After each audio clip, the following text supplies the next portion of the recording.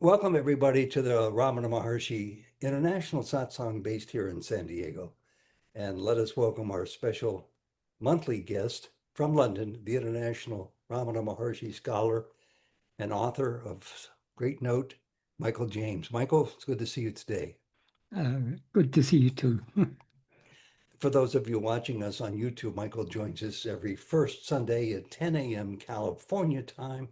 If you would like to join us live on Zoom with Michael so you can ask your questions to him directly, you are welcome to do so. Just write me, my name is Ted, and write to newsguy55@aol.com, and I'll instantly put you on the mailing list. We also study Ramana's teachings every Sunday in our San Diego group that when Michael is not here, and you are cordially invited to join us then as well. So let's get started with our first question. And it comes in from a YouTube comment from a person named Lowe's, and bear with me here for a second. Here's the question.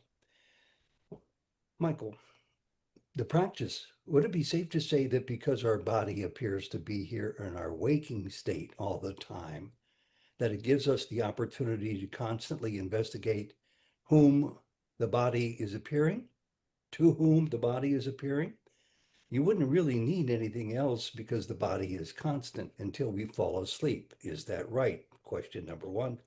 We can just use the body as appearing to us and investigate moment by moment to whom is it appearing. Then by taking our attention from the body to the one to whom it is appearing, we then remain there, keeping our attention on to whom it is appearing. And when our attention goes out again, use the body again to investigate to whom it's appearing. I just wonder if this is correct and maybe more easy than inquiring into whom our thoughts are appearing, because thoughts are faster and more subtle, and often we get caught in them quite quickly, whereas body awareness is possibly easier to use as a reminder to investigate to whom the body is appearing. Michael. Um, if you find it useful, but if you find your awareness of the body a useful reminder to turn your attention back to yourself, the one to whom it appears, by all means do so. But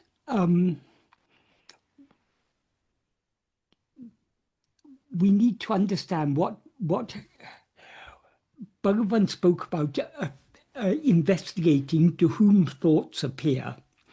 We need to understand what Bhagavan means by thoughts. Generally, when we talk about thoughts, we think about what we understand the word thought referring to is all the mental chatter that's going on in our mind. Bhagavan uses the word thought in a much broader sense. Any mental impression or mental phenomenon is a thought. So all perceptions are thoughts, all memories are thoughts, all emotions are thoughts, all feelings are thoughts, all intellectual activity is thought, all vasanas, likes, dislikes, desires, they're all thoughts. And not only are all these things thoughts, the knower of all these things, namely ego, is itself a thought.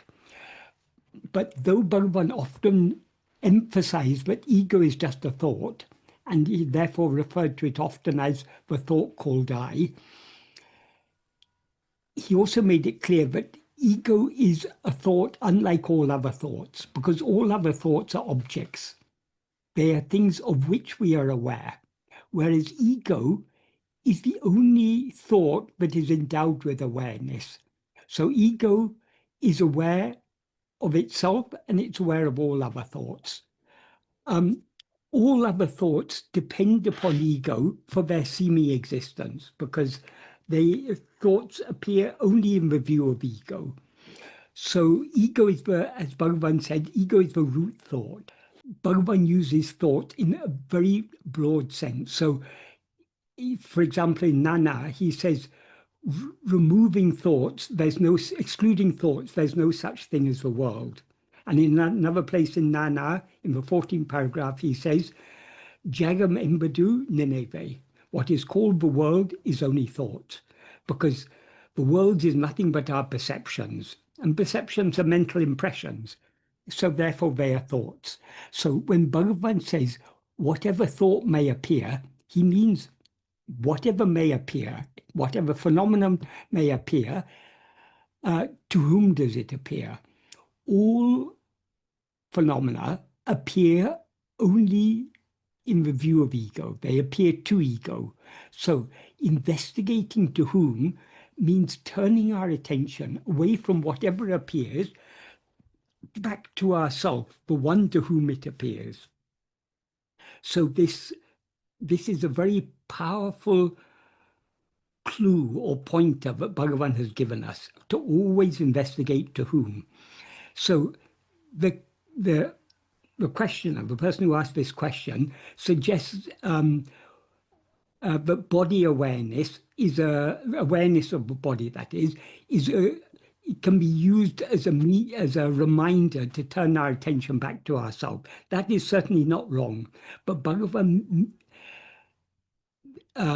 meant this in a broader sense. He meant it as a catch-all, so to speak. Whatever may appear, whether joy or sorrow, whether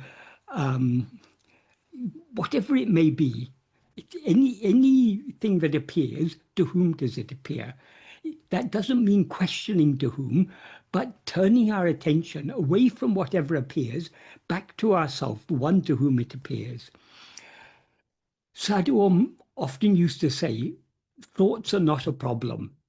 We should, if we have the right attitude to thoughts, if we take every thought to be a reminder of our own being, then the thoughts are not an obstacle. Only when we allow ourselves to be distracted by the thoughts, when our attention is drawn away by the thoughts, they are a problem. But if we take every thought, if we remember that whatever thought may appear, it appears because I am. No thought could appear. Since all thoughts appear in our view, no thought could appear without us. So every thought should remind us of our own being.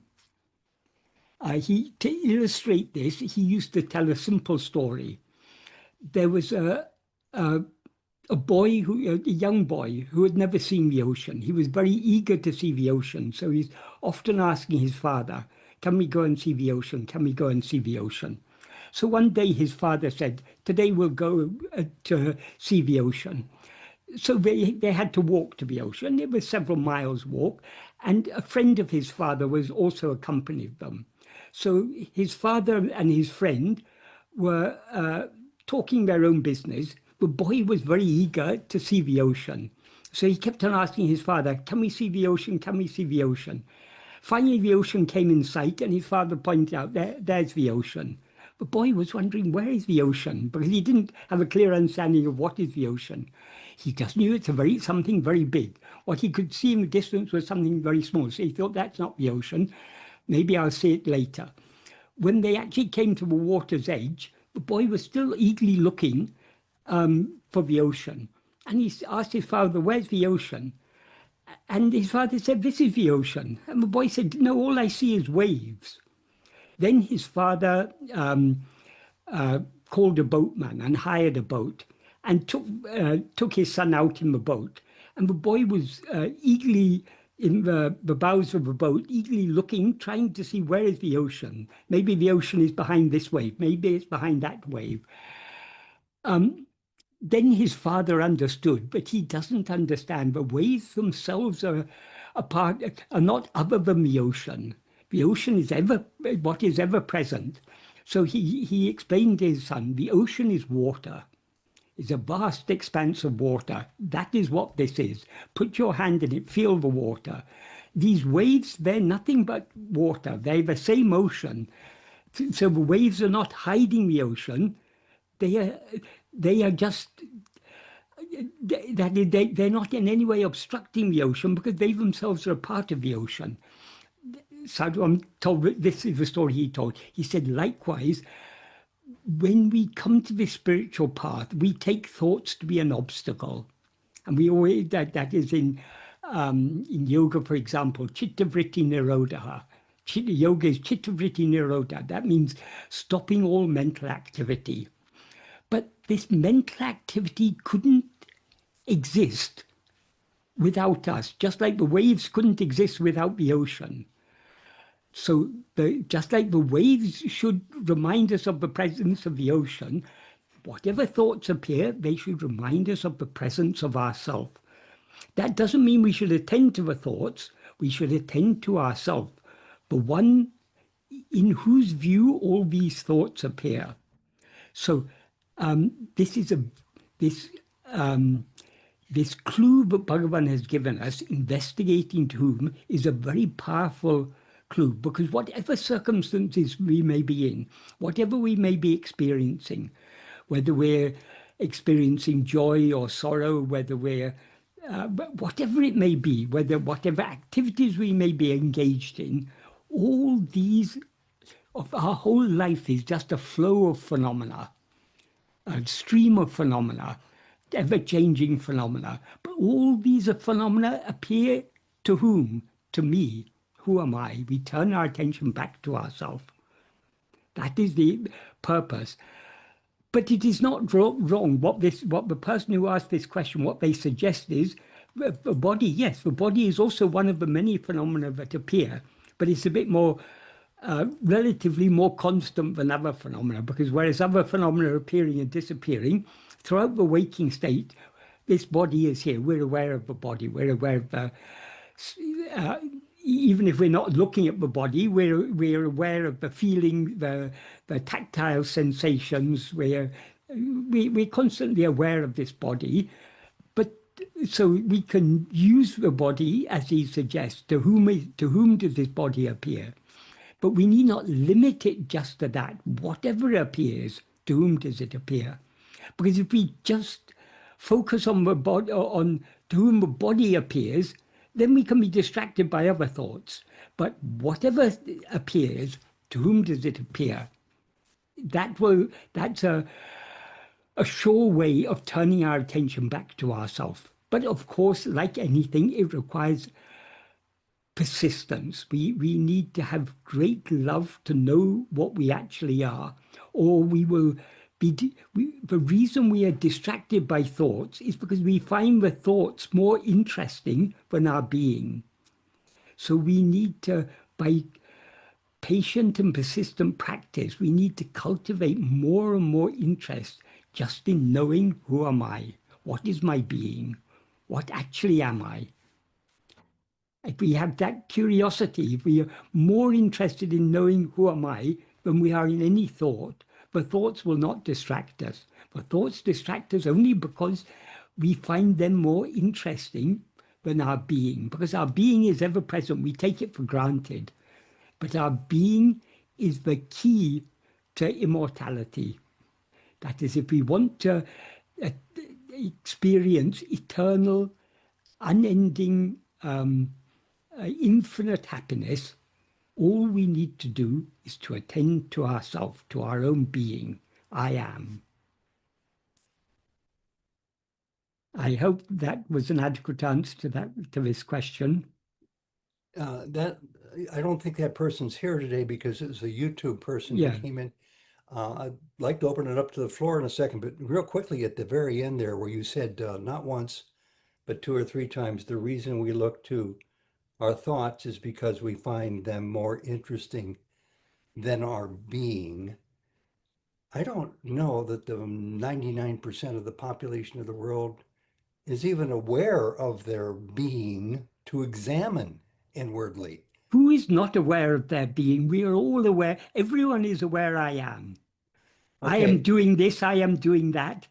that looks to be an You awareness on can't us. do anything without being. We have to be in order to do anything, to be aware of anything. So our being is the foundation of all our experience. Right. But to me anyway, and I could very well be wrong, Yeah. that looks to be a being on a superficial level contrasted by the eternal being, which up until recently in my life has been neglected pretty much. Ye- uh, How many beings do you have? One being, yes. Yes. So we, we, our view of our being is very superficial because we have conflated our being with the existence of this body. So we're aware of ourselves as I am this body. But our being is in no way limited to this body. This body appears only in the waking state. We continue to be aware in sleep. In sleep, we're aware of some other body as ourself. And sorry, in dream, we're aware of some other body as ourself. In sleep, we're not aware of any body at all, but we continue to be aware of ourself. So uh, this body is not what we actually are. So because most of us have never thought deeply about this, have never really considered the question, who am I, very deeply. For majority of people, if you ask them who they are, they'll say, I'm such and such a person. Um, I belong to such and such a country, such and such a religion, such and such a political party, such and such a family. They identify themselves with all these external things without, so that though we are always aware of our being, we overlook our being because we mistake all these external things to be what we actually are. I am American, I am British, I am Indian, I am Chinese, I am French, I'm German, I'm African, whatever it is. All this is not what we actually are. This is what the body is. This body happens to have been born in a certain country. It happens to have certain racial features, so we identify with a certain race. We have a certain color of skin. But these are all very superficial differences. We are born in a certain culture, so we tend to identify with a certain religion. But all these are very, very superficial. This is not what we actually are. We exist and are aware of our existence in sleep without being aware of any of these things. So none of these things are what we actually are. So our being is something far, far greater than we recognize. We take our being, we limit our being to this finite body. I was born so many years ago, and in a few years' time I'm going to die. That's the beginning and the end of my being. That my existence is limited to the existence of this body.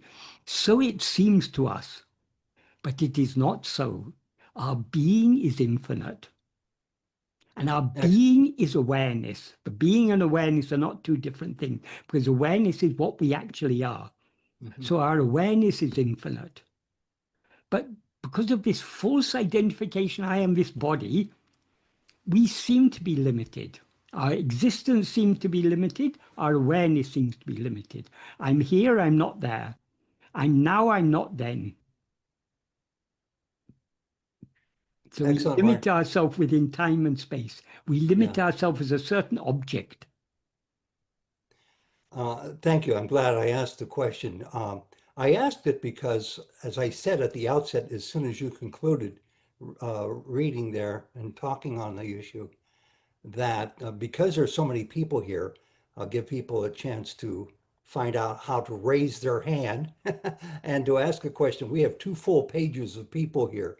So if you look at, for those who aren't familiar, if you look at the very bottom of the screen in the bottom menu bar, in the middle there with a big heart, it says react.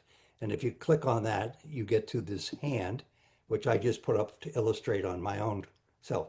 And that pops to the head of the queue. So I don't have to go looking on page 2 or page 1 if anybody's asking questions. Again, it's at the bottom of the page under the button, the tab called React. Go ahead and do that. Jacques brought that to my attention, but obviously I don't think he heard my disclaimer there when you finished reading. So he has a question, I'm sure, or he wouldn't, right? Yeah, Go yeah, well, ahead, I Jacques. did I did click on the hand thing actually, Ted, but any case, yeah, I think, well, actually, Michael mentioned the term several times in what he just said, but when people say, I'm not aware of my being, it's maybe just a question of the word being, which maybe a lot of people aren't used in everyday language to use, but just put another word in. Do you exist? Who can Exactly. deny that they exist? Exactly. It means exactly the same thing, but Exactly. that's it. Any Who other can, questions? All right. Having none, why don't we go to the second question? Is that all right, Michael? right. This is from Sanjay. And he writes, in my practice, I find myself spiraling back and forth between two phases. During certain periods, I'm drawn to Jnana and read avidly or listen to the teachings of Bhagavan and Advaita Vedanta. I find this to be intellectually quite stimulating. But upon hearing that I am awareness, the tendency of the mind and the intellect is to try to understand and capture this awareness within them. This is obviously silly, like a cup by the seashore attempting to take the ocean within itself.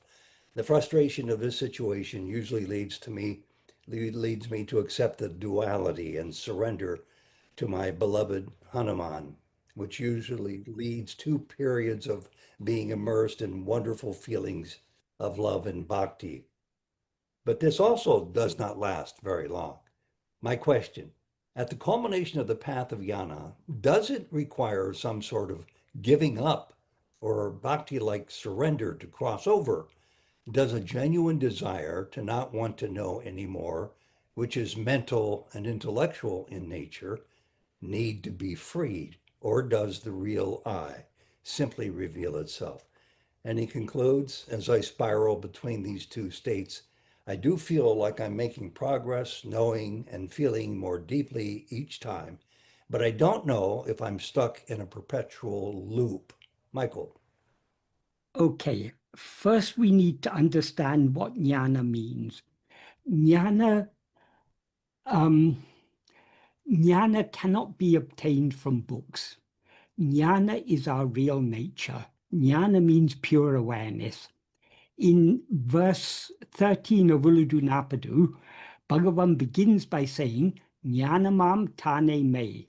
That means oneself who is awareness alone is real. So jnana is our real nature. Prajnanam Brahman. Prajnana, that awareness is Brahman.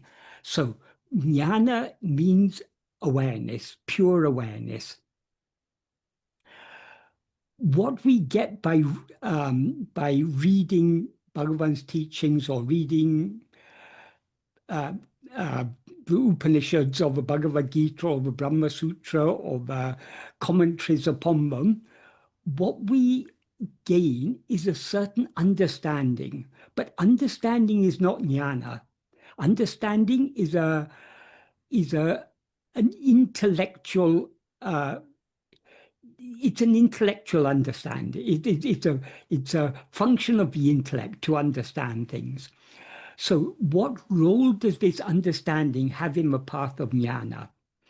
Many in classical Advaita Vedanta, many people believe that it is said that the Upanishads are a pramana. There is a means to knowledge. So it's by studying the Upanishads and understanding the Upanishads, and of course the other Vedanta texts such as the Bhagavad Gita, the Brahma Sutra, these are said to be the Prasthana Traya, the three source texts, and all the commentaries upon them. People think that by studying these, they can attain jnana. Bhagavan makes it very clear in the 16th paragraph of Jnana that we cannot know ourselves from books. He says, for example, he says, does Raman need a mirror to know himself as Raman? We don't, the books may tell us what we are, but what they tell us is what we learn from a book is a certain idea, a certain understanding of what we are, but we don't experience ourselves as such. We can read 100. I mean, we can continue studying the Advaita text for hundreds of lifetimes. We can continue meditating. I am not this body, I am Brahman. But we're not going to experience ourselves as Brahman by doing so. The only way to be aware of ourselves as we actually are is by Atma-vichara, self-investigation. And here again, the term Atma-vichara is misunderstood in classical Vedanta. I'm not saying by all, but by many. They take the prakriyas, that is, considering the prakriyas to be Atma-vichara. The prakriyas are various lines of reasoning by which we can understand but we are not this body, we are not this mind. What we actually are is just pure awareness. The prakriyas are things such as drisya viveka, distinguishing the knower, the seer from the seen, the knower from the known. Analyzing the three states is another one. Distinguishing what is permanent from what is impermanent, what is unchanging from what is changing. All these lines of reasoning are called prakriyas. These are not Atma-vichara. These are preliminary. That is, in order to investigate ourselves, we first need to understand what we actually are. And in order to understand what we actually are, we first need to we first need to understand, but we are not what we seem to be. Now we seem to be this body, we seem to be this mind, but these are all things known by us. We are the knower of these things, so we are not any of these things. So all this studying is useful to gain a certain understanding, but then we have to apply the understanding in practice. If you listen to people who approach this subject from the perspective of classical Advaita Vedanta, they will often say the only means to liberation is knowledge, and knowledge cannot be attained by meditation. It is true, the knowledge that is required to attain liberation cannot be attained by meditating on anything other than ourself. Because what we seek to know is not anything other than ourselves. We seek to know ourselves. So in order to know ourselves, what should we meditate on? We should meditate on ourselves alone. So Atma-vichara, as Bhagavan very clearly defines it in the 16th paragraph of Jnana, Atma-vichara is always keeping the mind on oneself, on Atman. Atma means ourself, what we actually are. So keeping our attention on ourself is Atma-vichara. When he says keeping the mind on oneself, that means keeping the attention on ourself. So in other words, being self-attentive, that alone is Atma-vichara. And the same, just as Bhagavan has described it there, keeping the mind fixed on oneself, the same description Krishna has given in the Bhagavad Gita. In chapter 6, verse 25, Atma samstam manakritva na kinchitape chintayat. That means make the mind fixed on oneself. Do not think of anything else whatsoever. So going on and on reading the Upanishads and the Bhagavad Gita and the Brahma Sutra and all the other texts, this is not Atma-vichara. It's necessary for us to gain a certain degree of understanding in order to practice Atma-vichara. Because if we don't understand that we are not this body or mind, when we are told to investigate ourselves, we'll begin investigating these things that seem to be ourselves but are not ourselves. What we actually are is only Satchit, pure being awareness, the awareness I am. That is what we are. That is what we need to attend to. That is the path of Jnana, not all this reading books. So there's no wrong in having what people call intellectual understanding. I rather prefer to call it conceptual understanding. A certain degree of conceptual understanding is necessary in order to investigate ourselves. But the understanding itself is not the investigation. That is the foundation of our investigation. That is, if we don't understand that we are not any of these, any phenomenon, we are only that to whom all these phenomena appear, we will be investigating the wrong thing. So a certain degree of intellectual understanding is necessary. But we need to understand not only all these things, we need to understand how to apply this intellectual understanding. How to apply it is to meditate on ourself alone. Because what is Brahman? Aham Brahmasmi, Tattvamasi. There's no Brahman other than ourself. So if we want to meditate on Brahman, all we have to do is meditate on ourself. If we meditate on anything other than ourself, we're just meditating on an idea of Brahman, not on Brahman itself. Brahman is what is ever shining in our heart as I.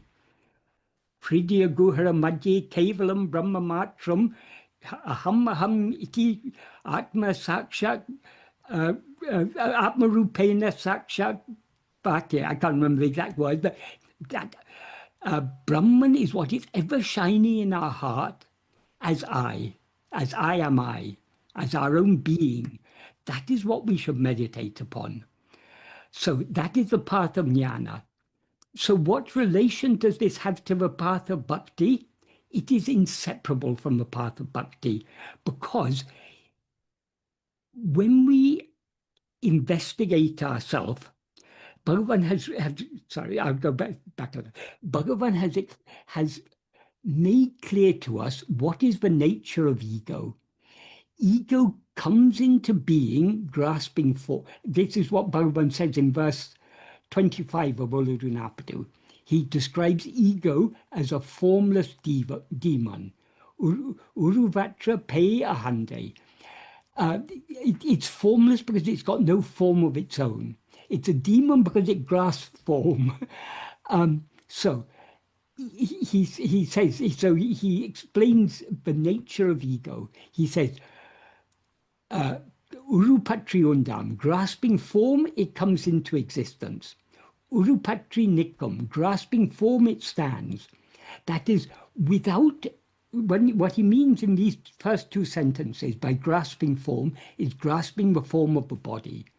The body doesn't mean just the physical form of the body. All the five sheaths are included in the term body. That is the physical form of the body, the life that animates it, and the mind, intellect, and will that operate within it. These are called the panchakosha, the five sheaths. These are what we identify as ourself. But these are not what we actually are. What identifies all these as I is ego.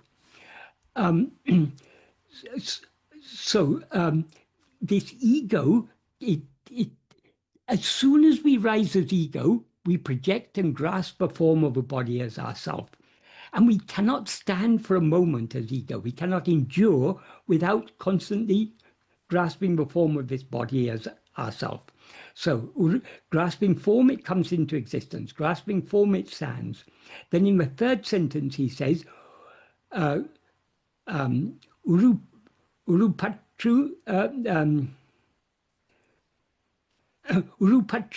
undumika ongam, grasping and feeding on forms, it flourishes abundantly.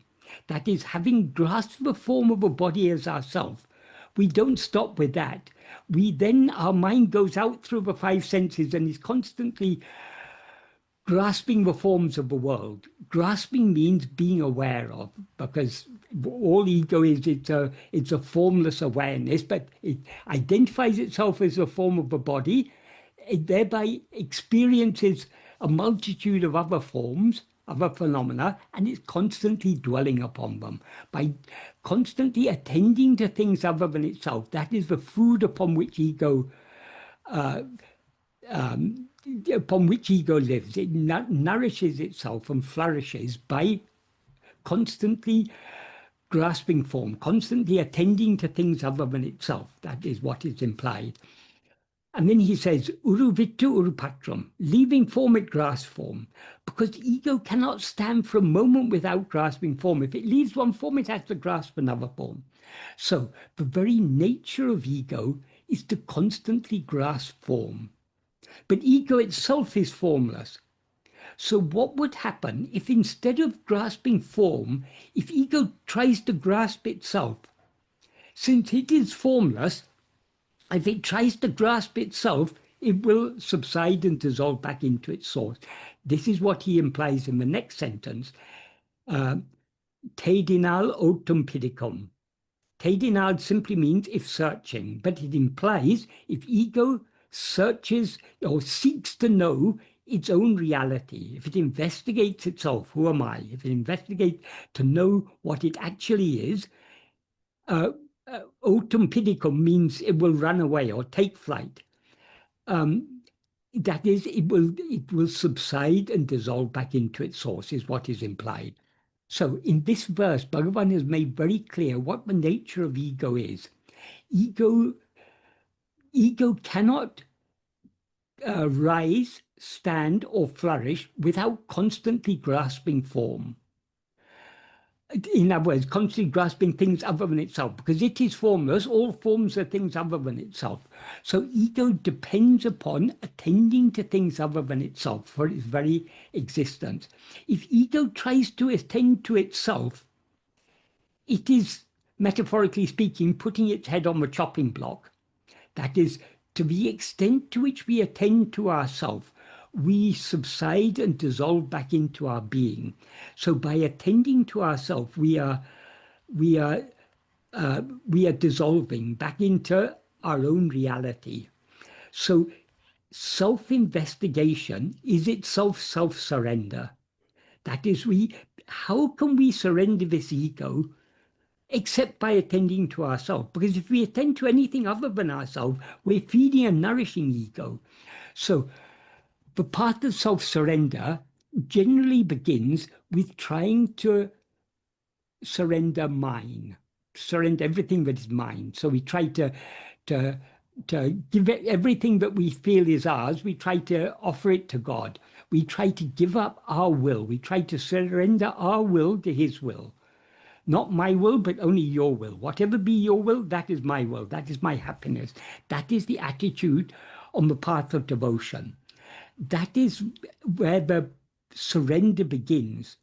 But we cannot surrender everything that is mine. We cannot surrender all our likes and dislikes without surrendering ourselves. So how to surrender ourselves?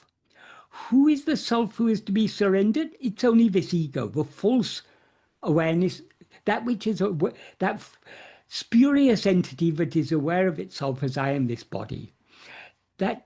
So the only way to surrender ego is to investigate it. It's only by attending to ourselves that we as ego will subside and dissolve back into our source. So this path of self-investigation, this is the culmination of the path of bhakti.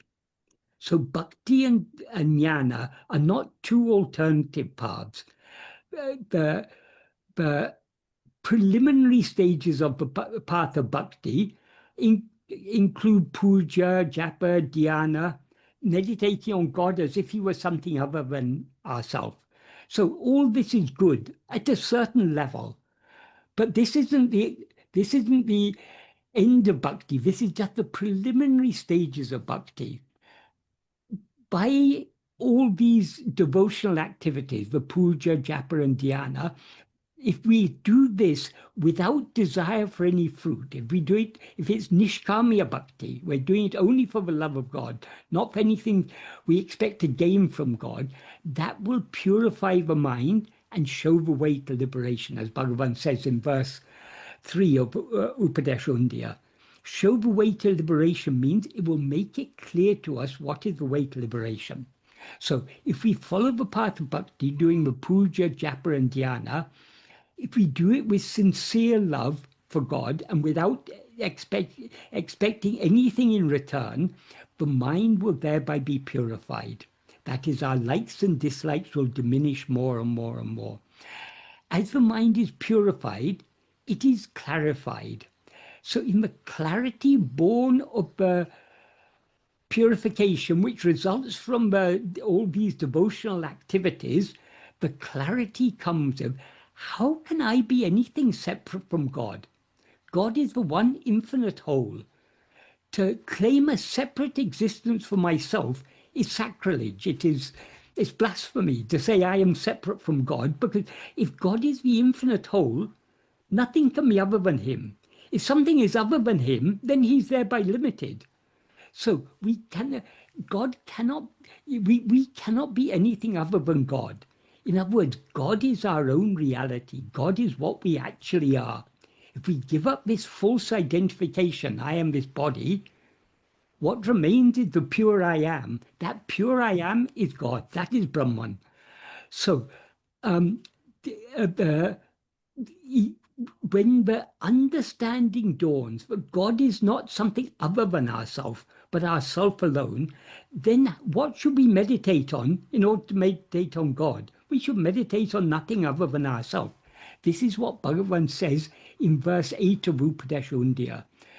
There he says, Anya bhavatin avanahamahum ananya bhavame undipara anatinam utamum undipara.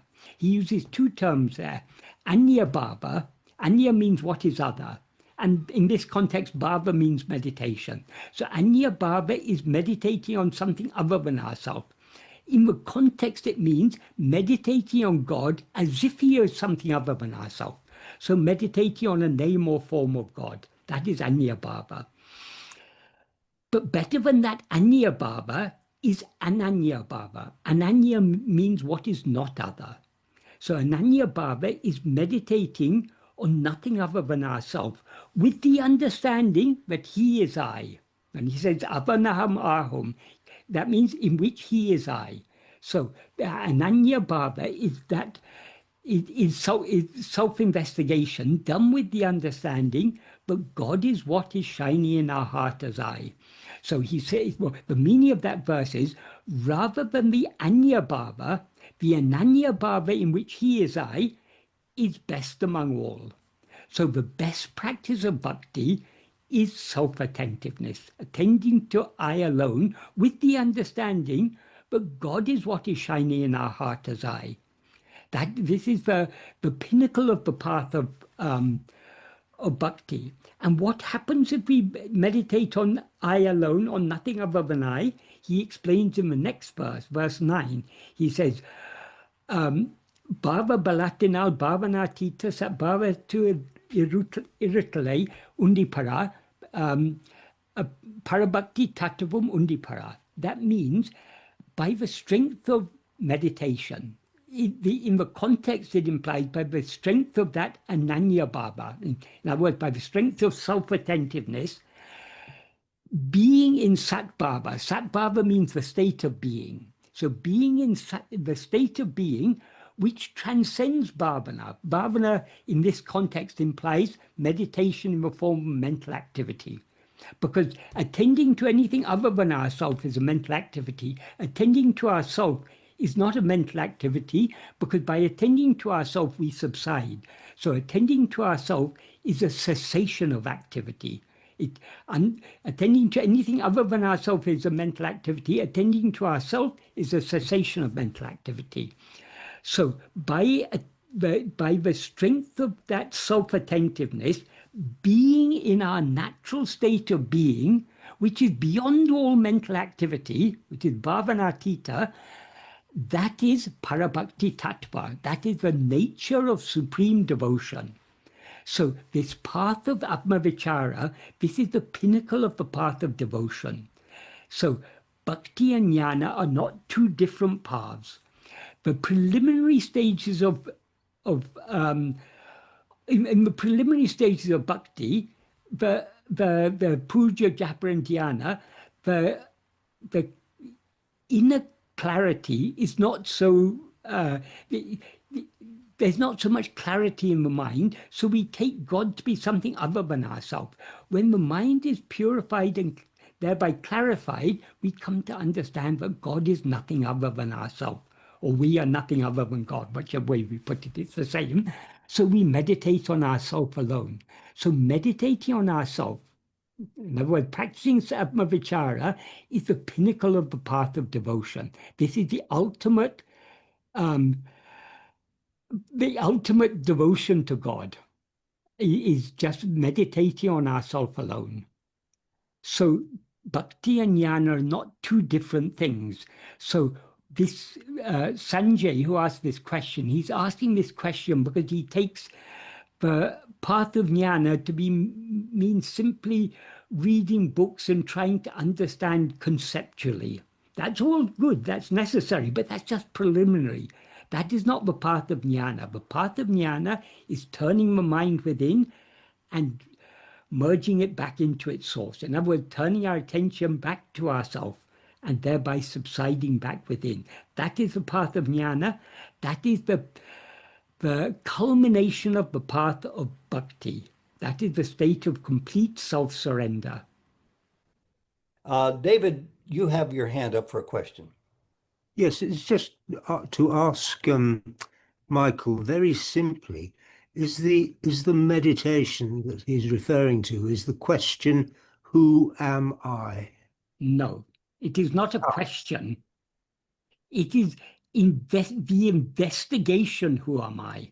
The investigation, who am I, means turning our attention back to ourself, meditating on ourself alone, meditating on I alone. Because a question is something other than ourself. So anything, what sorry. The question, who am I, is not Brahman, is it? Well, I don't know what the answer is. Isn't that what we're trying to find out? We are not. We are merely asking the question is a verbal or a mental activity. We investigating who am I means attending to ourselves to see what we actually are. So we are that's trying not, to. Sorry, I'm awful. Yeah. You say. Sorry, I'm interrupting. That's not the basis then of our meditative situation at this point. We are seeking to know what we actually are. We're seeking to know who am I. But we can't know who am I merely by asking the question. Right. We can know who am I only by investigating ourselves, by attending to ourselves to see what we actually are. So that's not actually intensified by the question or covered by the question, who am I? That has the question points us in the right direction. But supposing Bhagavan gives you a book and says, investigate what's written in the book. Would you sit there with the book in your hand saying, what's written in this book? What's written in this book? You're never going to find what's written in the book. If you want to investigate what's written in the book, you have to open the book and see what's written in it. Likewise, to investigate who am I, we need to look within ourselves, look at ourselves to see what we actually are. Merely asking the question, Bhagavan in the final original writing of Bhagavan is Ekatma Panchakam. In the second verse, he says, he compares someone who just asks, who am I, from where am I, to a drunkard who prattles, where am I, who am I? It's a complete misunderstanding. Bhagavan has never asked anyone to ask who am I. He said investigate who am I. Okay. So do you understand the difference between asking and investigating? Well, I know it's a different word, answering and asking and investigating. Okay. If Bhagavan gives you a book and says investigate what's inside it, what would you understand he means? What would you do? Well, you'd have to read it. Yes, you have to read it and exactly, you've got to look inside it. If you merely ask what is in this book, you're never going to find out. You have to open it and see for yourself. Right. So who am I is not the direction that we need to go. No, Who am I is an investigation, not merely a question. Who am I as the when pointer? when you start an investigation, for example, supposing the police are investigating a crime, they start off with a question, with some questions. Who committed this crime? Why did they commit it? They have certain questions. But they simply by sitting in the police station and say doing japa, who committed this crime, who committed this, they could even have some beads and be doing who committed this crime, who committed this crime, who committed this crime, and see how many times, how many rounds of 108 they can do. They're never going to find the criminal. They have to go out and gather the evidence and investigate. If a scientist wants to investigate something, they start off with a question. What is the cause of climate change? But they don't just sit there asking the question, what is the cause of climate change? They go out and they investigate to find out what is the cause of climate change. So in this case, with sitting there meditating, answering the question, who am I, is not relevant. That's what you're saying. That is, asking the question points us in the right direction. But how to find the answer to the question? Ah, what is the method then? Are there further questions? Well, right. It is such a simple practice. To talk of it as a method is a little bit misleading. If you want to see the sun, what is the method of seeing the sun? You need to look up and see it. Yes. Okay. But if you look up and see the sun, what will be the result? Well, it could be anything, really. Well, you're likely to be blinded if you look at the sun. Likewise, if we look at the sun of awareness, of pure awareness that is ever shining in our heart as our being, we will be consumed by that. Okay. So Bhagavan clearly in Jnana, he very clearly defines what Atma-vichara means. The literal meaning of the sentence is, the name Atma-vichara is only for always keeping the mind on oneself. That sentence structure, the name so-and-so is for such and such, that is a way of, it's a way of defining a term. So he defines the term Atma-vichara. What Atma-vichara means is keeping the mind fixed on oneself. Always keeping the mind fixed on oneself. And what does one ask oneself in that situation? You're not. Why should you ask yourself anything? Well, what do you do in that situation? Do you ask questions or look? No. You fix your mind on yourself. You know what fixing your mind on something means? Well, it's not clear. I must confess. If you're watching television, and it's a very interesting program, your mind is fixed on that. Yeah. That means you're attending to it. Because it's interesting, you're attending to it. In a classroom, if a teacher says to a child, put your mind on the subject, what they mean is attend to what is being said, what we're talking about. So putting the mind on something means attending to it. Yes. So we have to attend to ourselves. Right. And no questions asked. No questions necessary. Okay. We attend to ourselves in order to know who am I. Right, and it's the attending to oneself, which is the Investigation. Investigation. Yes. Yes. Tending to oneself. Yeah. David, But thank then, you very much for this. in order to understand what is meant by attending to oneself, we need to understand what we actually are. That is where all this, the preliminary understanding is necessary. We need to understand that we are not this body or this mind or anything that appears and disappears is something other than ourselves, because it appears and disappears in our awareness.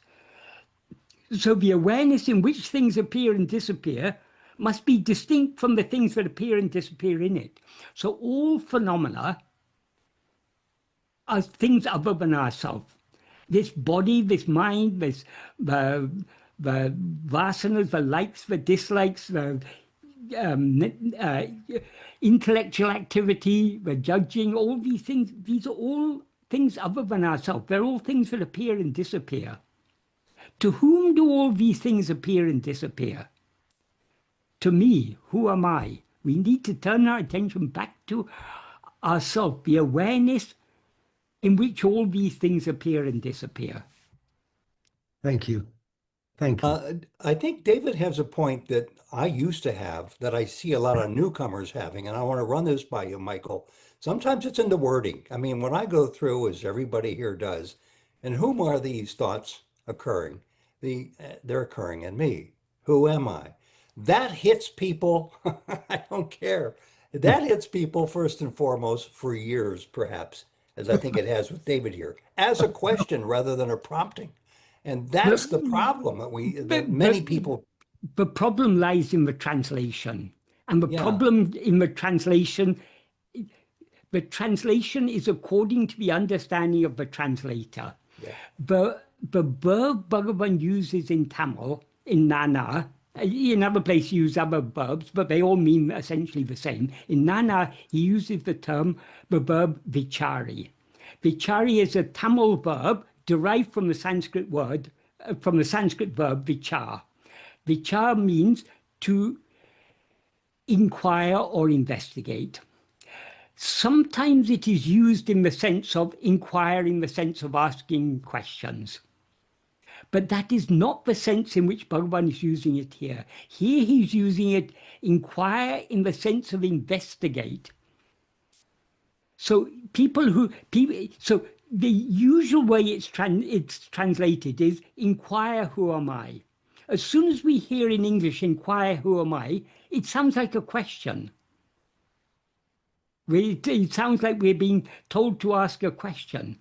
But if we word it as investigate, who am I, then there's no scope for interpreting it as asking a question. Translating is not at all an easy task. And the translation will reflect the understanding of the translator. So unless the translator is understood correctly, they will not choose the appropriate words.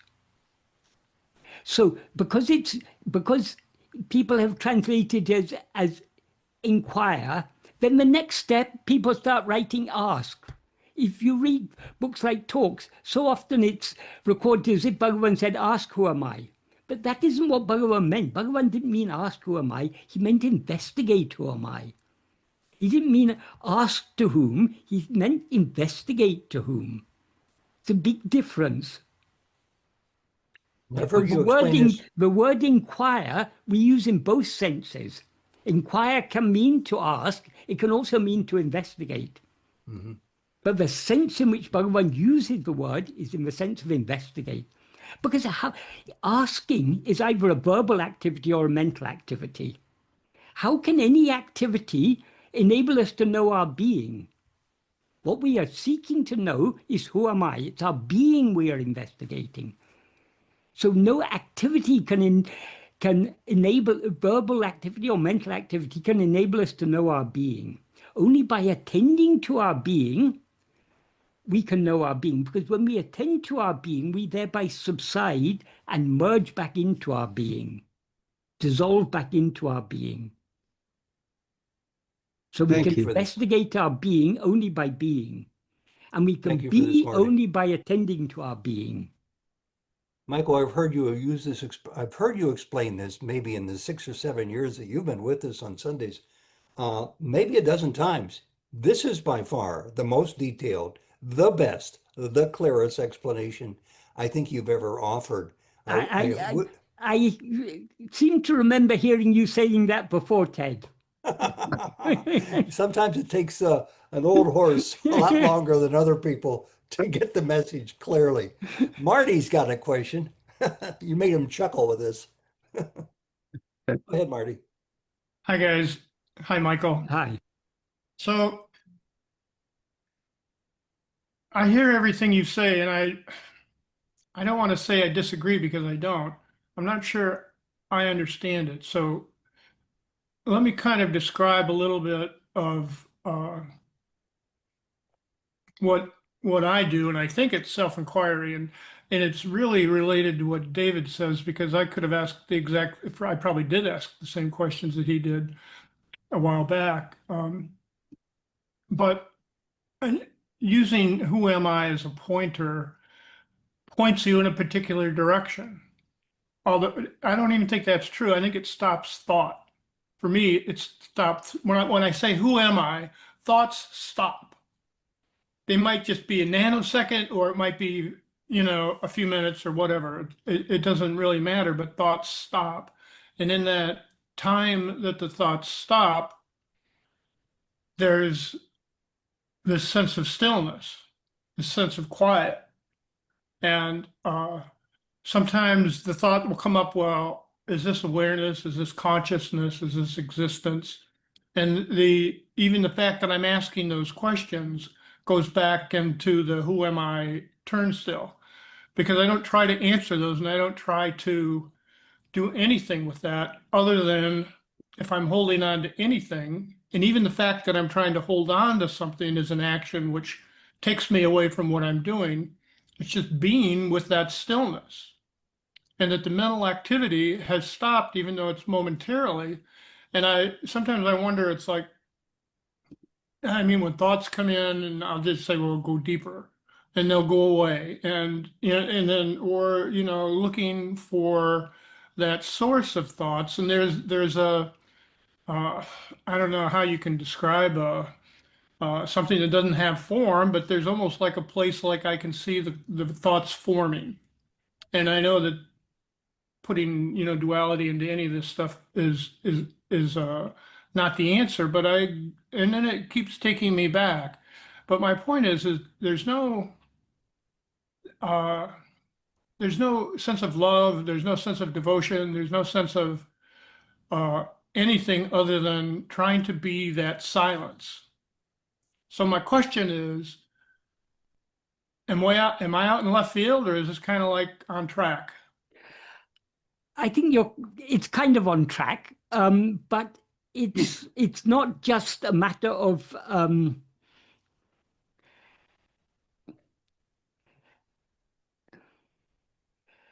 that is what we are trying to know is what we actually are. We're trying to know our being. Our being is not something that appears and disappears. It is. But who's trying to do that? I mean, you make that sound like it's a function of ego that's trying to do that. Yeah, it is ego that is trying to do it, because all problems are only for ego.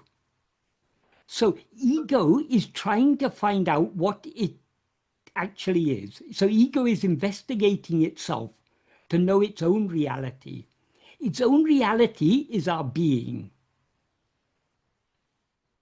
And you look at ego, and ego goes away. There's nothing left, and I'm back to that same place. No, that's where you're wrong. When you say nothing left.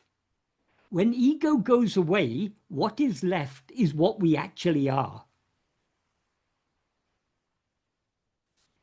Well, then that's exactly what I'm saying. I'm saying the same thing that you are. Yeah, it is, but it's a matter of, as I say, I think it's very difficult from words to because this is what we're talking about is something that is beyond the scope of thought or words. I agree, but if we don't, just to try and help clarify your understanding, you talk about the stillness that remains, but that stillness is, if that stillness is something that appears, it's not the ultimate stillness. The stillness of being is what is ever present. There is never a moment when we are not aware I am. I am is not something that appears. It is something that is constant. It is like the screen. This doesn't appear. This is what right. Is okay. When I'm there. Okay, right. Then that's on the right track then. Because people sometimes are looking for something. They want to attain some stillness, taking that stillness to be something other than themselves. But we need to understand what we are we are not trying to experience anything temporary. We are trying to experience that which is ever present, namely our own being. I am. That's where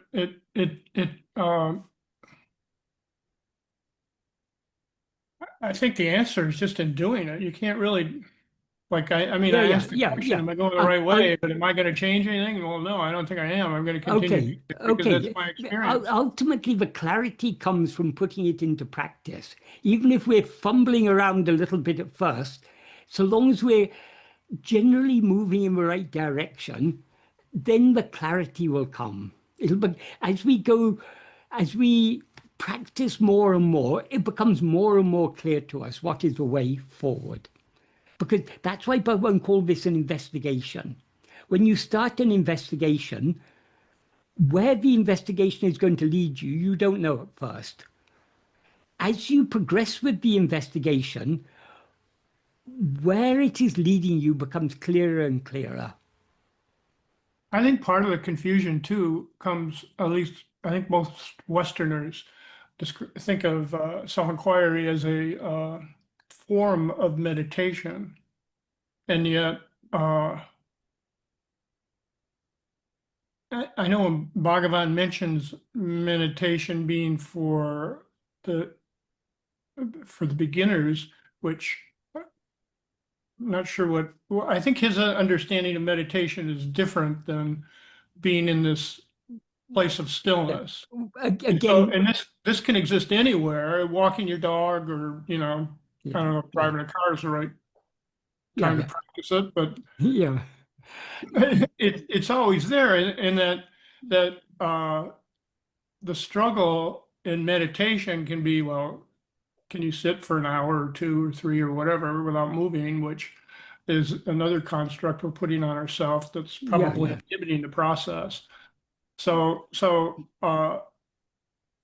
that same inquiry and realization that you do exist as you're walking out and going about or washing dishes or doing whatever, yeah. listening to stereo, that's all self-investigation. Exactly, exactly. And so you don't have to be sitting, you don't have to be Yeah, doing anything, or you could be doing anything. So yeah. Regarding the term meditation has different meanings in different contexts. Basically, meditation is attending to something. What is important is what we're attending to. Sometimes Bhagavan described Atma-vichara as, I mean, there are many terms he used to describe the practice of Atma-vichara. One of them is Swarupa Dhyana, that is meditation on one's own nature, on what one actually is. So it is a type of meditation, but it's a meditation unlike all other meditations, because all other meditations we are meditations on an object of one kind or another. In self-investigation, we're not meditating on any object. We're meditating on the subject. Or to be more precise, we're meditating on the reality of the subject, our own being. Our being is not an object. It is what we actually are. So we can call it meditation, but it's different to other types of meditation. And it certainly doesn't require sitting down with eyes closed and not moving for 2 hours or something. Whatever we may be doing, as you say, we are always aware, I am. Generally, because we're more interested in other things, we overlook our own being and take interest in other things. But our own being is the background. That's why Bhagavan often compared it to the screen in the cinema. We go to the cinema to watch a film. We sit there for 2 or 3 hours looking at a screen, but we never notice the screen because we're more interested in the pictures that are projected on the screen. But the screen is ever there. We're always looking only at the screen. Likewise, this I am is always there. Our being is always there, but we overlook it because we're more interested in other things. So Atma-vichara is shifting our interest away from other things back towards ourself, our own being.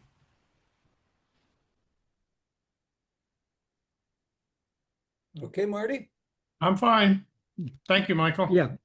I Thank didn't mean to be, I No, didn't no, mean no, to be rude or interrupt no, you. no, My no, no. comments, you gotta But take it that way. Who's talking? We don't see everybody. But the problem is with all these things, words can at best be just pointers. We cannot adequately, like you were trying to describe what you're doing, and I was trying to understand it, but the words will always fail us. But we have to think carefully about what Bhagavan has said. We have to try to make sense of it and to apply it to the best of our understanding. Jacques, you have a question. Okay, it's on back to another subject, Eka Jiva Vada, Vada. and you've done a lot of talks on this and in your blog and whatnot, and it seems pretty straightforward, except there's one part that I just can't quite grasp. Okay, so like the dream state, ego is now experiencing Jacques, okay? Yeah. Jacques sees Michael on his screen, and there's probably 20 other people approximately also in this chat. So what Eka Jiva Vada is saying is that if Jacques dies, this all goes away. But the thing is, you're in my dream, and the 20 other people, let's say, I don't know exactly, are in this dream. But if I die, you keep on living. You keep on dreaming on your side. So to say that ego is just this, I know I am an object in the dream, and all the other characters just seem as real as in a dream. But it seems to imply that if, and you've said this somehow before, maybe I'm misinterpreting, that if I die, it goes away. But what I'm getting at is that it still seems that there are 20 different egos, just to take this situation here, you, me, and the other people. And so they keep, if one after the others die, well, the remaining is that they're still, the ego is still there. So it implies like there's 20 different egos in that sense. Okay. Get it. Okay. We need to understand why Bhagavan taught us Eka Jiva Vada. Eka Jiva Vada is intended to turn our attention back to ourselves, to investigate who am I, the one to whom all this multiplicity appears. When we allow our attention to go outwards, we identify ourselves as a certain person. I am Michael, I am Jacques, I am Ted, I am whoever. Because I identify myself as Michael, it seems to me that Michael is aware, Michael is seeing the world. But Michael is not actually seeing anything. Michael is just the name of this person, consisting of body, life, mind, intellect, and will, the 5 sheaths, which are jada. But because I, as ego, take myself to be Michael, Michael seems to be a sentient being. Because Michael seems to me to be inseparable from myself. I am Michael, that is my experience. Because I, as ego, take myself to be a person, it seems to me that every person is an ego. So when we are looking outside, in effect, there are many jivas, many egos. We can't interact with the world without that is the fact that Jacques is another ego is as real as the fact that ego is Michael. So long as I, as ego, experience myself as Michael, every other person seems to me to be an ego.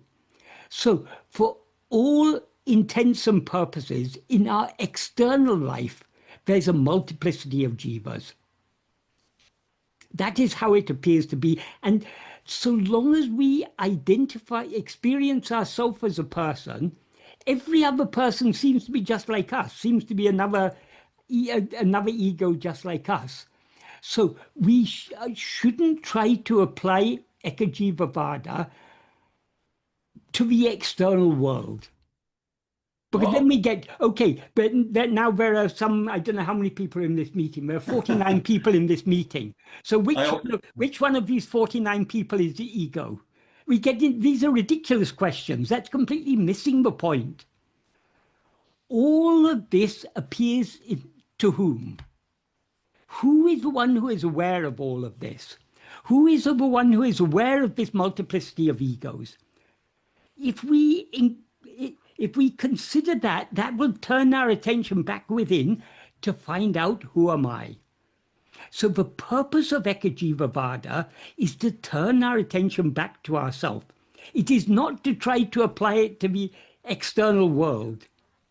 So long as we allow our attention to go outwards, we seem to be a person. So every other person seems to be an ego.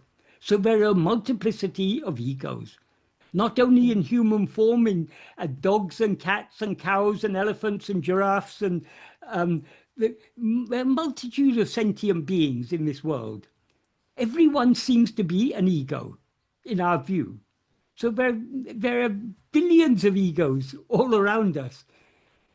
But in whose view do all these billions of egos appear?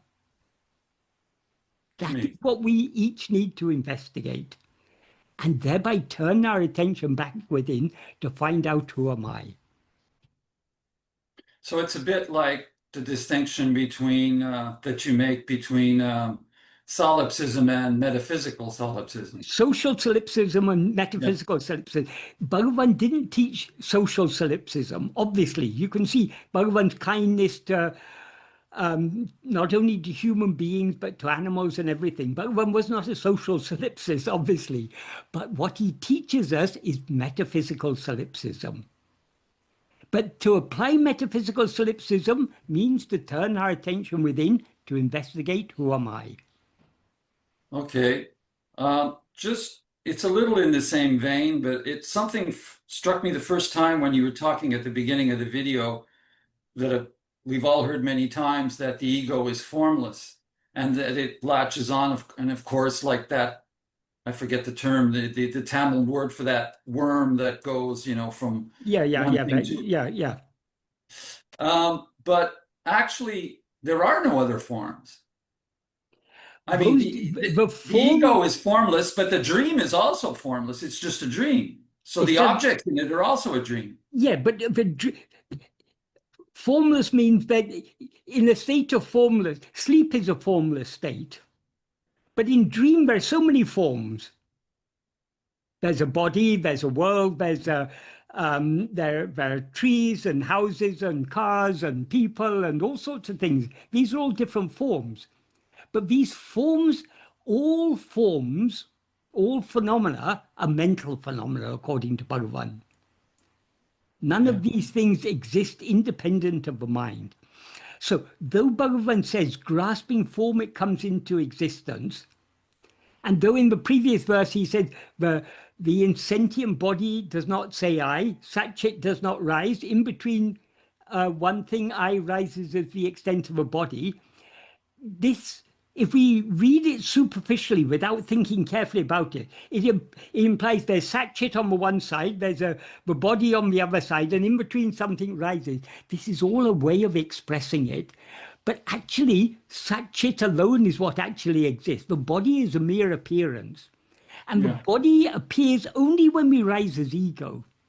Because as he says in verse 26, the next verse after 25, 26, he says, if ahande undayin anatum undahum. If ego comes into being, everything comes into being. Ahande indrail indru anatum. If ego is not, everything is not. Ahande yavamam. Ego itself is everything. So as soon as we rise as ego, we project the form of a body and take it to be ourself. And through the five senses of the body, we project this world.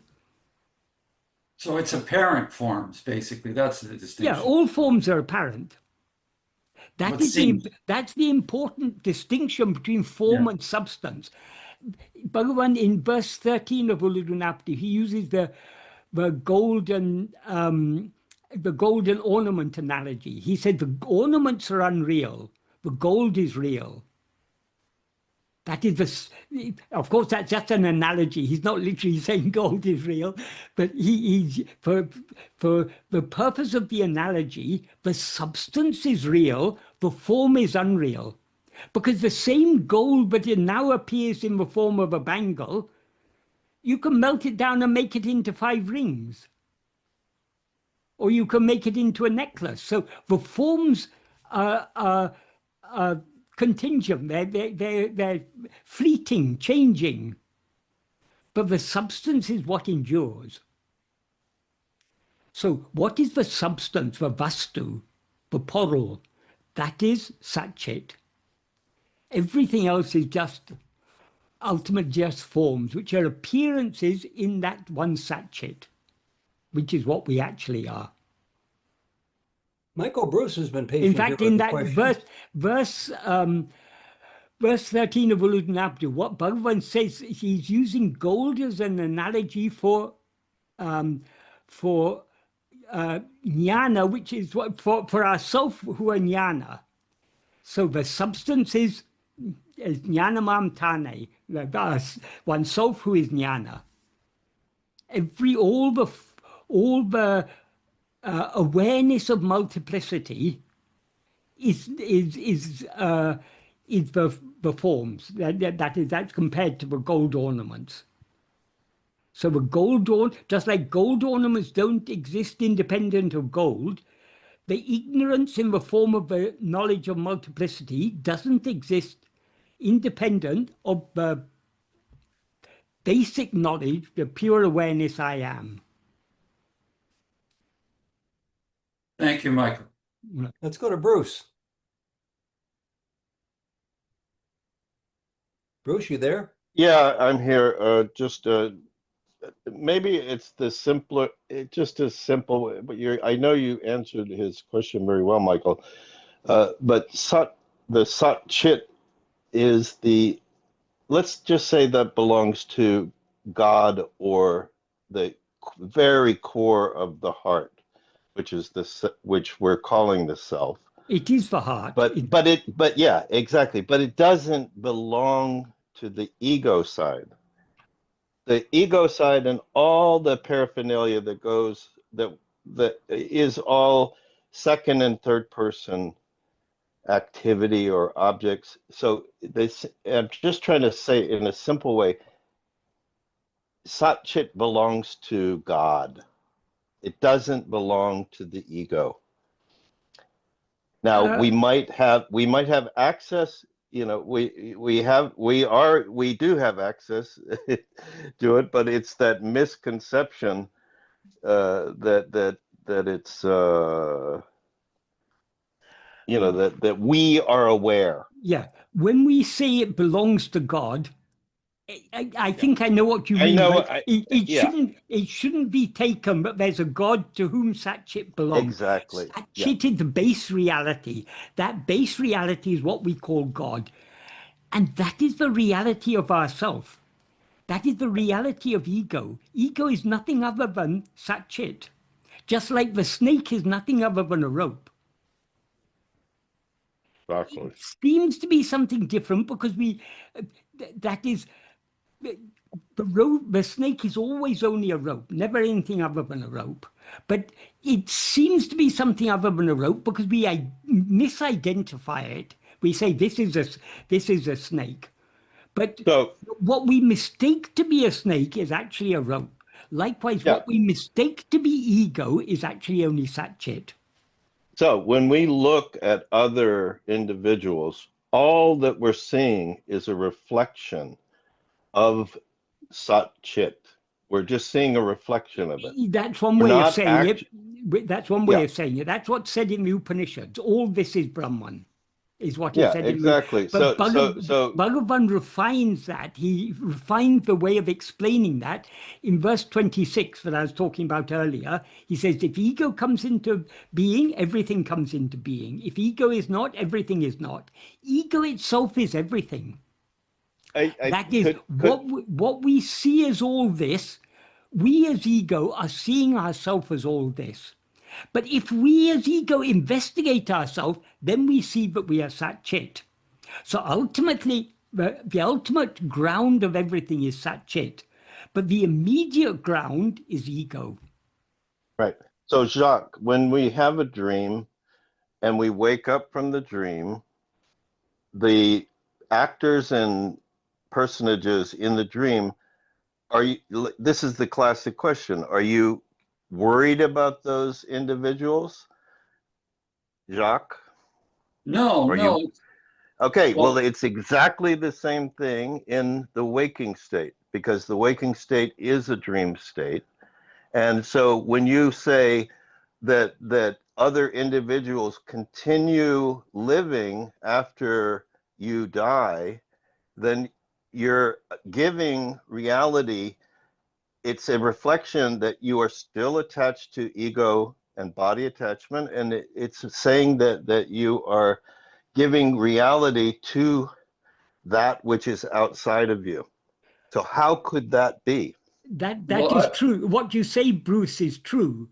But though we need to understand that all this is unreal, we all inevitably give reality to it, because by rising as ego, we take this body to be I.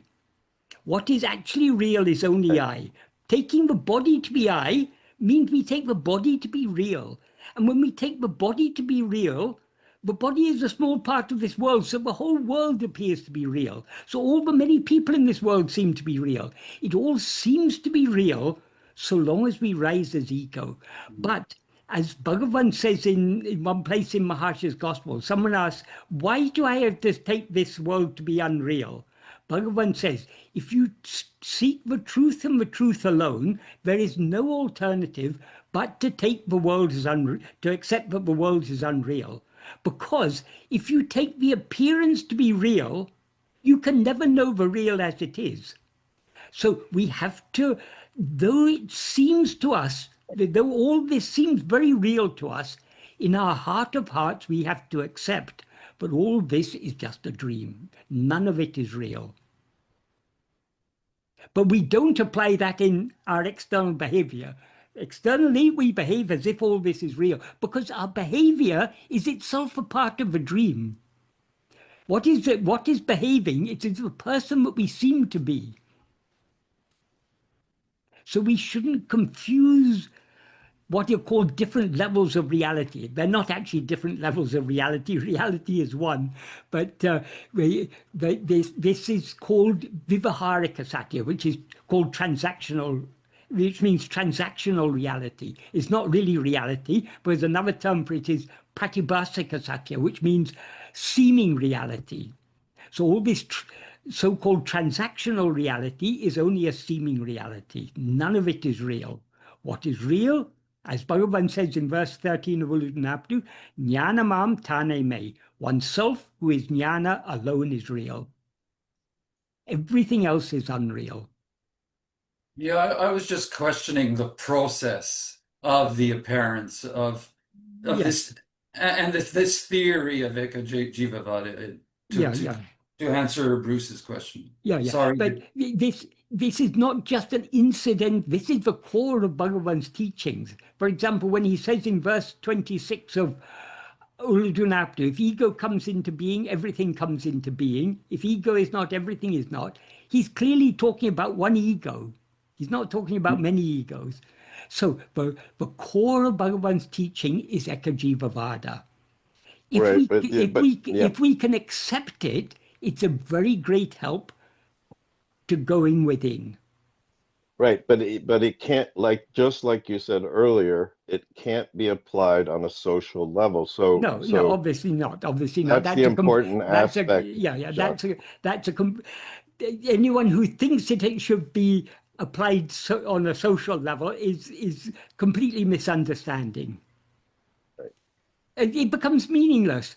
As I said, among the 49 of us, which one is the one ego? It's a meaningless confusing it because question. it's assuming that every person is an ego. I mean, it's a confusion. It's a complete confusion. It's the 11th man. Sorry? No, It's the he said 11th man. Well, yes, yes, exactly. Michael, can I ask a But question about what you just said? You were talking about going within, how important it is. You spent about a half an hour talking about it before we got off onto this other subject too. And there's one serious question that lingers about that specific question that pertains to the subject that we're talking about, pertains to this group, pertains to the activities of probably all of us here. First of all, you say that, use a very important word. To me, it was, I caught it.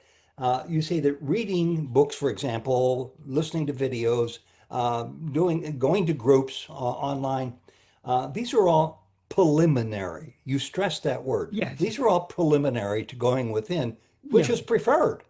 Um, so your example of it was wonderful, and I understood completely why it could be confusing to somebody that we should be meditating on or keeping our mind present on ourself, which is also a form of Atma-vichara. It is not a form of Atma-vichara, it is the only form of Atma-vichara. There It is no is Atma-vichara other than attending to it ourselves. is it is the only form of Atma-vichara. So, real quickly, my previous teacher from 25 years here, um, he once told a friend of mine who had gotten his PhD in Atma-vichara, not in Atma-vichara, but in self-inquiry, Yeah, yeah. Vedanta. Uh, he got his PhD in that, and he was living in this ashram, and he was teaching, and he was studying, and he was reading, and he was attending Zoom messages and whatnot. And the teacher told him, "Go back to your flat. I know what you've been doing. It's very obvious. Get the biggest bags you can get. Stuff them full to the brim with every book on this subject you have. And for that matter, on every book on the subject of spirituality you have. Then walk the short walk down to the Chitravatri River and throw them into the river." And essentially what he was telling him to do was, hey, go within. You know this stuff well enough. I would guess, and it's a very serious question, I would guess that many, if not all the people here know enough already of the basics. So my question is, isn't this possibly the problem of groups like Well, this one? There's dozens of them. We dig deeply into sometimes minutia. We dig deeply sometimes into individual points that we go so far. I wonder how we lost track from the bigger question of going within. That's why I'm so happy to hear what time you devoted to that subject today. yeah. Is that a problem? Well, when I said it, all this understanding this is preliminary, that is that is true, but it's not a matter of first you do the preliminaries and then you leave the preliminaries behind. Um, we can't apply here the analogy of a boat crossing a river. You cross the river on the boat, then you leave the boat and proceed on your journey. It's not as simple as that. Bhagavan's teachings are like a map.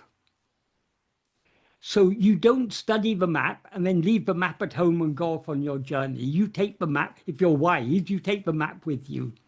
And as you proceed on your journey, the map becomes more and more meaningful to you. Things which were previously just some symbols on a piece of paper, you begin to recognize, oh, this mountain is what was indicated there. This river is what was indicated there. You begin to get a much clearer picture as you proceed on your journey. And the map is a useful guide to you because you can't memorize the whole map before you start. So often you refer to the map. And then, oh, this is what the map was indicating.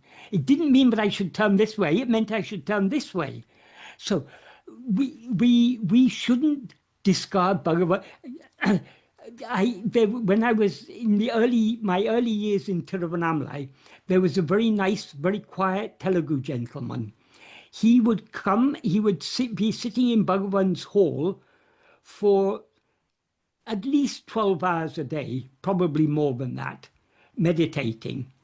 And on one of the very few occasions that I spoke with him, he told me, but after reading Who Am I?, probably he read it in Telugu, I don't know. But he said after reading Who Am I, he threw away his reading spectacles because he understood that's all he needs to know. And all that is necessary then is just to do Atma-vichara.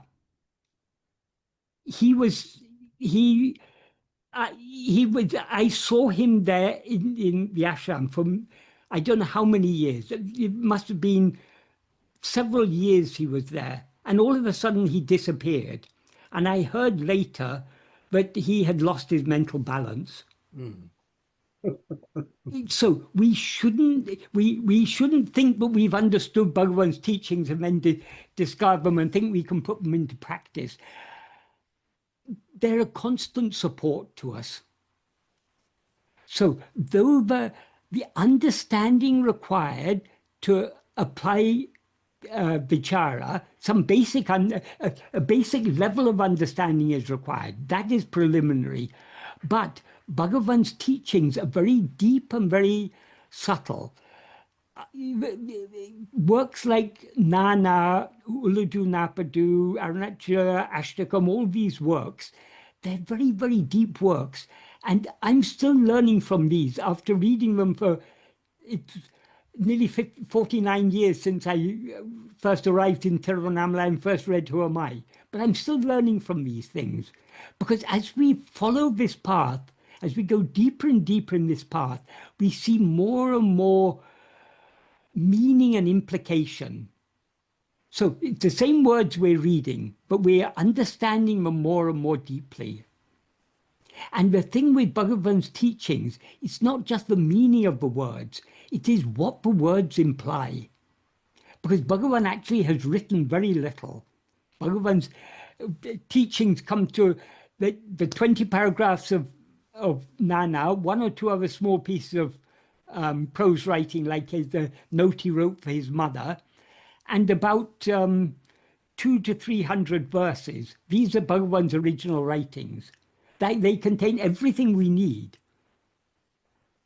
So it's not a voluminous amount, but it's all very, very many layers of meaning. As we go deeper in the path, we see more, we uncover more layers of meaning, as it were. So you seem to be suggesting a blending of information, valuable, Yeah, well dug out information, and meditation and yeah. self-enquiry. If we have so much love, but we're able to turn our attention within and hold our attention within, then all these external things are not necessary. But if we're honest with ourselves, how many of us have such a degree of love?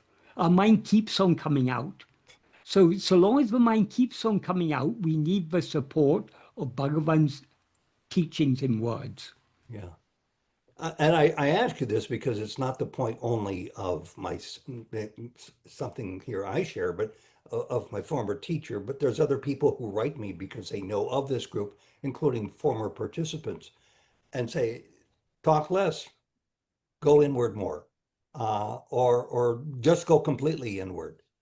But the point you made, I think I can relate to too, because I also know of people who have had some mental balance issues as a result of it. Yeah.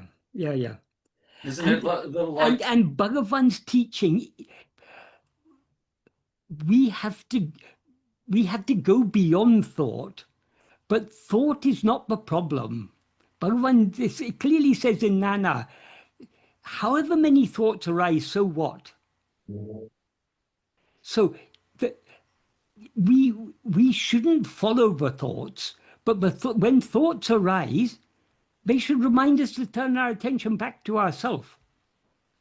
So studying Bhagavan's teaching is not going against his teaching. It is because his teachings are constantly reminding us to go within. Isn't it because there's further and further subtleties too that keep arising? Exactly. As we go deeper within, we come across that is more deeper and deeper vasanas rise up from inside, and how to deal with these. The answers are there in Bhagavan's teachings. So it's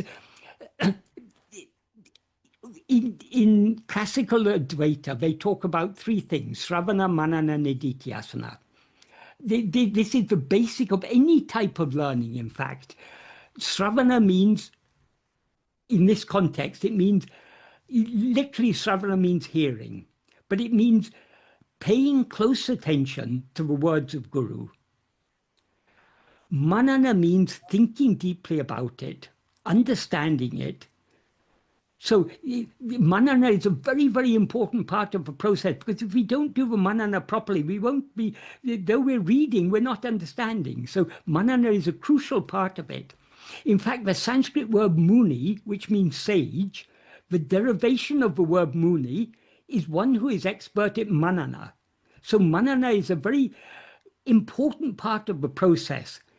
And then nididhyasana is having closely attended to the teachings, having thought about them deeply, we then apply them in practice. So some people explain this in a way, but first you have to do sravana. You have to know what the books say. Then you have to do manana to understand what the books say. Then you have to do nididhyasana to apply it in practice, as if it's a three-step process. But actually, it is intended to be an iterative process. We closely attend to what Bhagavan has said, we think about it, try to understand it, and try to apply it in practice. But we don't stop there, because our practice won't be perfect at first. So then we go back to Bhagavan's teaching. We see more subtle clues are there, which we missed the first time.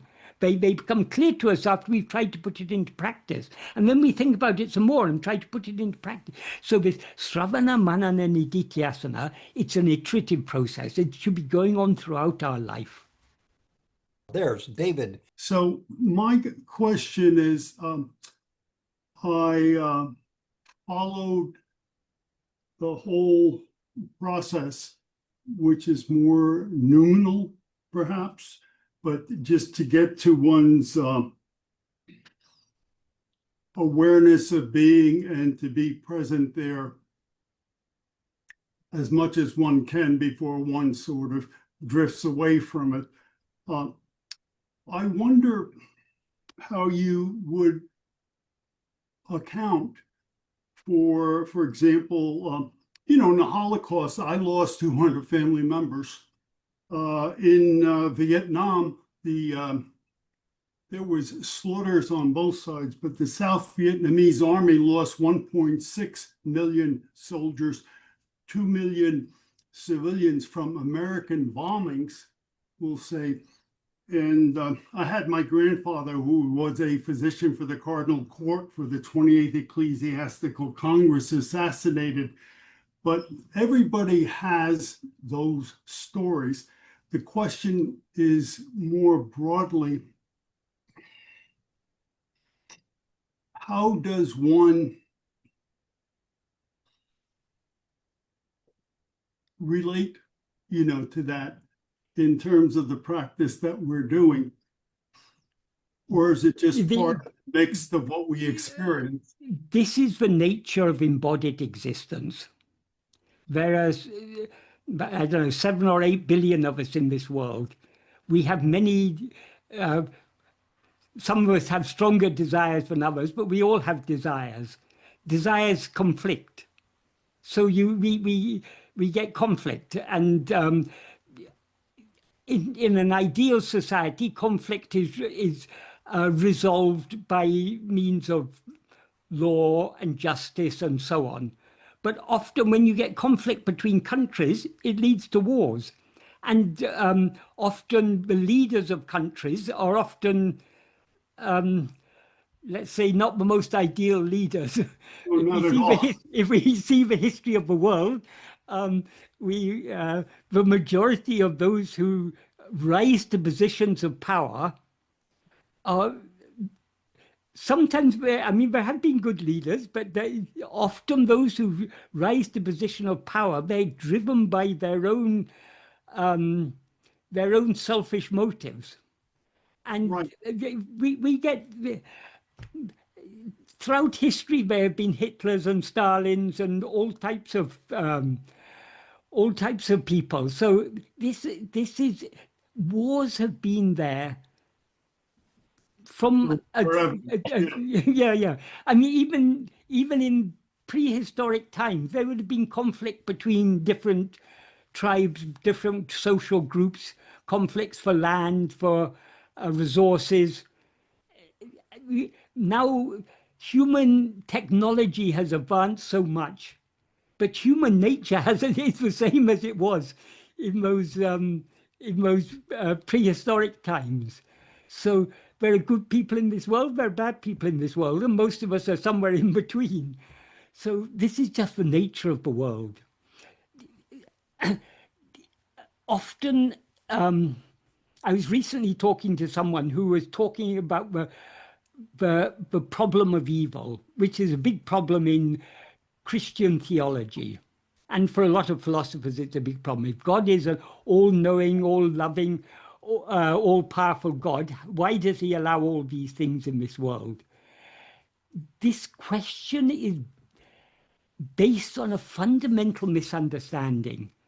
This is samsara. If we identify a body as I, it's inevitably an unsatisfactory state. This body is a mortal body. Even if we live healthily for 100 years, at the end of it, we're going to die. And for most of us, we undergo various types of physical ailments, mental ailments, and there are all these external things, the natural disasters, flooding, climate change, typhoons, earthquakes, all these things. There's wars, there's famines, there's all these are inevitable. If you take a body as I, it's an inherently unsatisfactory condition. That is why Bhagavan has pointed out the root cause of all problem is this false identification, I am this body. This is what Vedanta is all about. It's about giving up this false identification. Because so long as we identify this body as I, we are susceptible to disease, we're susceptible to accidents, to natural disasters, to wars, to famines, to pandemics, all sorts of things. Some of us are maybe relatively lucky. We go through life experiencing less things. Some people experience more of these terrible, I mean, the things that human beings have been through. If you think of slavery in the past, we Europeans and North Americans, we carried on slavery on a mass scale. A lot of the wealth of in Europe and North America was derived off the back of slaves. So these are injustices have been there from time immemorial, in one form or another. That makes sense to me. It's just the nature of things. We cannot. The only solution is eradicating ego, because ego is the root cause. Ego is that which identifies the body as I.